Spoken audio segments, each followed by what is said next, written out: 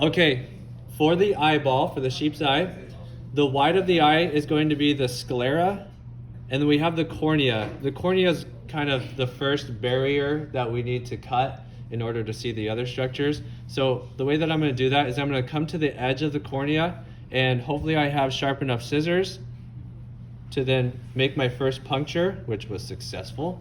And then I'm going to start to cut. Once we've gotten the cornea off, we can now see the iris is going to be the brown part. And then inside there is going to be the lens that we're going to need to get out. So and then here's that cornea that was kind of clouded over there. Next cut we need to do is we're going to start with a cut. So I'm going to kind of cut through the iris into the sclera. This is where the sharp scissors are really going to come in handy. And then once I've got that cut, I'm going to try to make a bigger diameter, because what we're trying to do is we're trying to cut the ciliary body.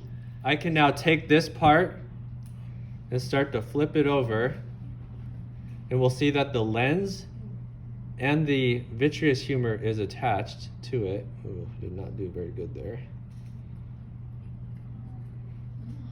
Okay, so there is our ciliary body. Remember, on this side we had the sclera, iris, the pupil is the hole, and then on this side is going to be our ciliary body.